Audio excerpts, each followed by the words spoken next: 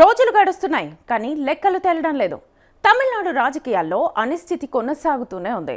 కాంగ్రెస్ మినహా ఇతర పార్టీల మద్దతు కూడగట్టలేని అసహాయ స్థితిలో తమిళగ వెట్రి కళగం అధిపతి విజయ్.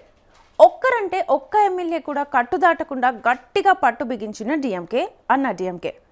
మనసులో ఏమున్నా పెద్ద పార్టీల నీడ నుంచి బయటకు రాలేని సిపిఐ, సిపిఎం, విసికే వంటి చిన్న పార్టీలు.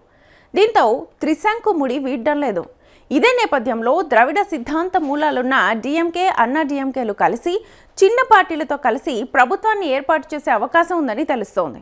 తెర వెనుక ఈ దిశగా అడుగులు పడుతూనే ఉన్నాయి.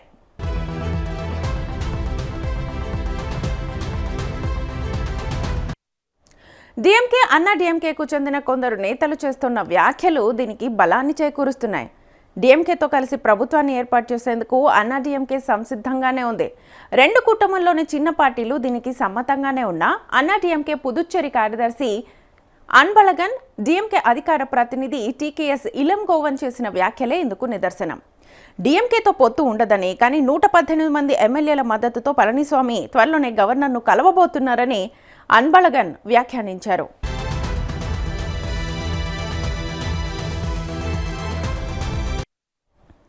తమిళనాడులో అద్భుతం జరగబోతోందని చెప్పారు. ఇక అన్నా డిఎంకేకు మద్దతిచ్చే విషయంపై ఇప్పటివరకు ఎలాంటి నిర్ణయం తీసుకోలేదని, ఒకవేళ పార్టీ అధ్యక్షుడు స్టాలిన్ నిర్ణయం అదే గనక అయితే తామంతా అంగీకరిస్తామని డిఎంకే శాసనసభ పక్ష సమావేశం తర్వాత ఇలంగోవన్ ప్రకటించారు. అయితే అన్నా డిఎంకేతో కలిసి ప్రభుత్వాన్ని ఏర్పాటు చేసేందుకు డిఎంకే అధిపతి స్టాలిన్ సుముఖత వ్యక్తం చేయడం లేదని డిఎంకే వర్గాలు చెబుతున్నాయి. ఆయన్ను ఒప్పించేందుకు ప్రయత్నాలు జరుగుతున్నాయని వివరించారు.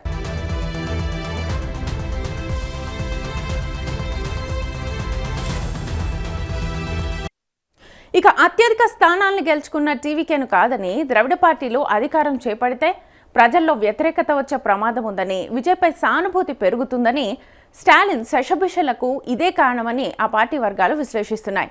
ఈ నేపథ్యంలో డిఎంకే లేదా అన్నా డిఎంకేల తరఫున ఎవ్వరూ తొలుత ప్రభుత్వ ఏర్పాటుకు ముందుకు వచ్చే అవకాశం ఉండదు. ప్రభుత్వ ఏర్పాటుకు విజయ్ను పిలవాలంటూ ఇప్పటికే గవర్నర్పై ఒత్తిడి పెరుగుతోందని, ఈ నేపథ్యంలో 1-2 రోజులు ఆలస్యమైన ప్రభుత్వ ఏర్పాటుకు విజయ్కే గవర్నర్ ఆహ్వానం పంపించే అవకాశం ఉందని, ఆ తర్వాత సభలో విజయ్ బలం నిరూపించుకోలేకపోతే చతికిలబడ్డం అనివార్యమని ఆ రెండు పార్టీల వర్గాలు విశ్లేషించాయి.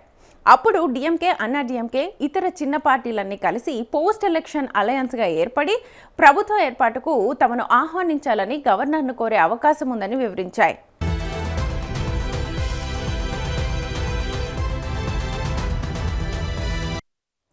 ఇప్పటికైతే డిఎంకే, అన్నా డిఎంకే నుంచి ఒక్క ఎమ్మెల్యే కూడా జారిపోయే అవకాశం కనిపించడం లేదు. ఆ కూటముల్లోని చిన్న పార్టీలు స్వతంత్రంగా నిర్ణయాలు తీసుకునేందుకు వెనుకంజ వేస్తున్నాయి. ఇదే పరిస్థితి కొనసాగితే ప్రభుత్వ ఏర్పాటుకు అవసరమైన బలాన్ని సమీకరించడం విజయ్కి దాదాపు అసాధ్యం. వామపక్షాలు విజయ్ వైపు వెళ్లాలనే ఆసక్తి ప్రదర్శిస్తున్నప్పటికీ భవిష్యత్తును కూడా దృష్టిలో పెట్టుకోండి అని స్టాలిన్ వారికి సూటిగానే చెప్పినట్లుగా సమాచారం. ఇదే క్రమంలో అన్నా డిఎంకే సారథి ఎడప్పాడి పళనిస్వామి శుక్రవారం గవర్నర్ను కలిసి తమ సంఖ్యాబలం వివరించే అవకాశం ఉన్నట్లుగా ఆ పార్టీ వర్గాలు పేర్కొంటున్నాయి.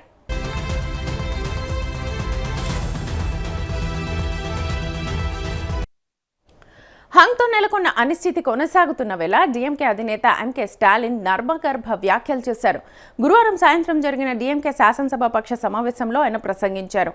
పార్టీ శ్రేయస్సు దృష్ట్యా తాను తీసుకోబోయే కొన్ని కీలక నిర్ణయాలకు ఎమ్మెల్యేలంతా కట్టుబడాలని స్పష్టం చేశారు. ప్రస్తుత రాజకీయ పరిస్థితుల్లో తాను ఎలాంటి నిర్ణయం తీసుకున్నా శిరసా వహించాల్సిందేనని ఆయన స్పష్టం చేశారు.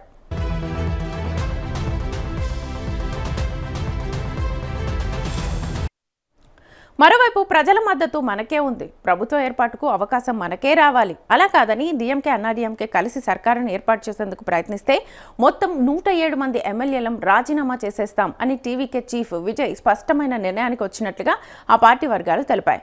విజయ్ వరుసగా 2 రోజులు గవర్నర్ను కలిసినా ప్రభుత్వ ఏర్పాటుకు అవకాశం దక్కలేదు. మరోవైపు మళ్లీ ఎన్నికలు రాకుండా చూడడం, సుస్థిర ప్రభుత్వ ఏర్పాటు సహా డిఎంకే గురువారం 4 తీర్మానాలు చేసింది. మళ్లీ ఎన్నికలు రాకూడదు అనుకుంటే ఎవరో ఒకరికి మద్దతు ఇవ్వాలి, లేదా అన్నా డిఎంకేతో కలిసి తామే ప్రభుత్వం ఏర్పాటుకు ముందుకు రావాలి. 2 ప్రధాన ద్రవిడ పార్టీలు కలిసి ప్రభుత్వ ఏర్పాటుకు ప్రయత్నిస్తున్నట్లుగా వార్తలు వస్తున్నాయి. ఒకవేళ ఇదే కనుక జరిగితే తమ ఎమ్మెల్యేలంతా రాజీనామా చేయాలని విజయ్ నిర్ణయించుకున్నట్లుగా తెలుస్తోంది.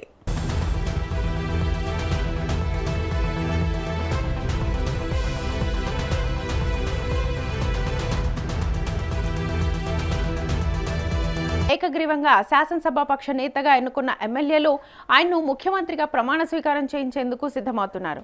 ఈ నేపథ్యంలో విజయ్ చేసిన భావోద్వేగ ట్వీట్, అలాగే జాతీయ నేతలతో ఆయన జరిపిన సంభాషణలు రాజకీయ వర్గాల్లో ఆసక్తిని రేపుతున్నాయి.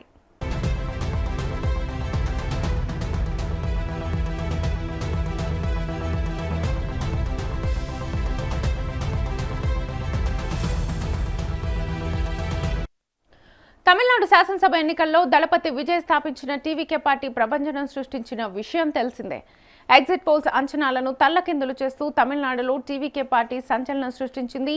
రాష్ట్రంలోని 234 అసెంబ్లీ స్థానాల్లో పోటీ చేసిన టీవీకే పార్టీ 108 స్థానాల్లో విజయం సాధించింది. అధికార డీఎంకే 73 స్థానాలకు పరిమితమైంది. అన్న డీఎంకే 53 స్థానాలను కైవసం చేసుకుంది. మరోవైపు తమిళనాడు అసెంబ్లీ ఎన్నికల్లో అతిపెద్ద పార్టీగా అవతరించిన టీవీకే పార్టీ శాసనసభాపక్ష నేతగా విజయ్ ఏకగ్రీవంగా ఎన్నికయ్యారు. విజయ్ని శాసనసభాపక్ష నేతగా టీవీకే ఎమ్మెల్యేలు ఎన్నుకున్నారు. విజయ్ మే 7న తమిళనాడు సీఎంగా ప్రమాణ స్వీకారం చేస్తారని తెలుస్తోంది. ఇక విజయ్తో కలిసి వచ్చేందుకు కాంగ్రెస్ గ్రీన్ సిగ్నల్ ఇచ్చింది. ఈ మేరకు టీవీకే పార్టీకి మద్దతు తెలిపింది.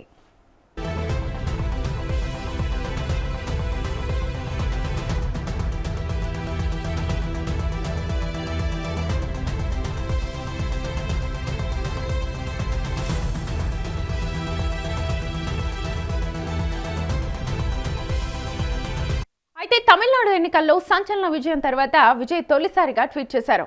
పార్టీ పెట్టినప్పటి నుంచి అవమానించి ఎగతాళి చేసిన వారే ఎక్కువ అని ఎమోషనల్ అయ్యారు. రాజకీయాల్లో ఇవన్నీ మామూలే అని దాటుకుంటూ ముందుకొచ్చాం. ఎవరిపైన ఆధారపడకుండా ప్రజల్ని మాత్రమే నమ్మి ఎన్నికల్లో ధైర్యంగా నిలబడి గెలిచాం. తమిళనాడు ప్రజలు మనల్ని ఎప్పుడూ గుండెల్లో పెట్టుకున్నారు. మనపై అపారమైన ప్రేమను కురిపిస్తూ ఘన విజయాన్ని అందించారు అన్నారు విజయ్.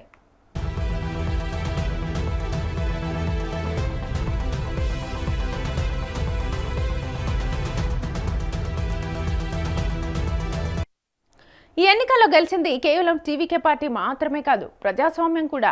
మార్పు కోసం పుట్టిన ఒక గొప్ప రాజకీయ శక్తిగా టీవీకే పార్టీ ఎదిగిందని ఈ విజయం ద్వారా బలంగా నిరూపితమైంది.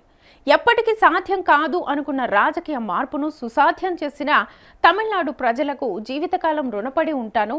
అలాగే మన పార్టీ కార్యకర్తలు, నిర్వాహకులు, వర్చువల్ వారియర్స్, ఇలా ప్రతి ఒక్కరికి హృదయపూర్వక ధన్యవాదాలు తెలియజేస్తున్నానని టీవీకే అధ్యక్షుడు విజయ్ ఎమోషనల్ అయ్యారు.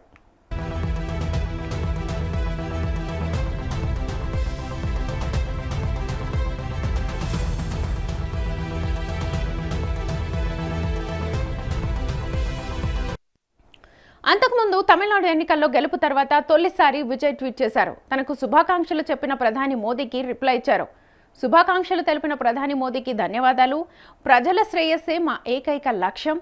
రాజకీయాలకు అతీతంగా తమిళనాడు ప్రజల సంక్షేమంపై మనం దృష్టి సారించాలి.